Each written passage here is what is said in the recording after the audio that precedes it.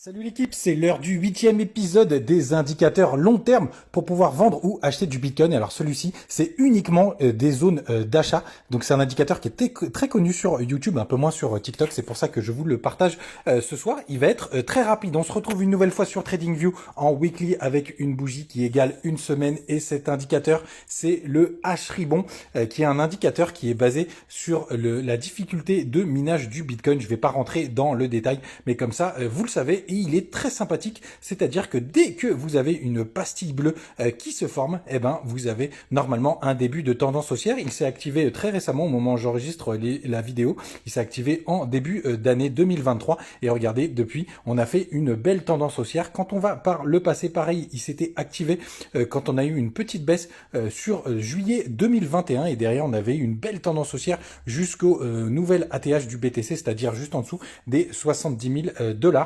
Et pareil, quand on prend le bear market qu'on a connu en 2020, enfin jusqu'en 2020. Là, regardez, c'est pareil, on était reparti en belle tendance haussière le 23 novembre 2020, dès qu'on a eu cet indicateur qui s'est topé. Pareil par le passé, il avait fait un faux signal, mais pour le coup, je vais pas lui en tenir rigueur tout simplement parce que ça avait été juste avant le crack du Covid en novembre 2019. Et si on revient sur des zones qui ressemblent un peu plus à ce qu'on a vécu par le passé, après un bear market, vous voyez que malgré une longue consolidation, ici on n'avait pas eu le signal et il a fallu attendre vraiment le redébut du bull run, ce qu'on n'avait pas vu par le passé. Et quand on revient vraiment très très loin dans le passé, on voit que ça a pas trop mal aussi fonctionné. Si on revient par exemple en 2016, vous voyez derrière on avait une belle tendance haussière.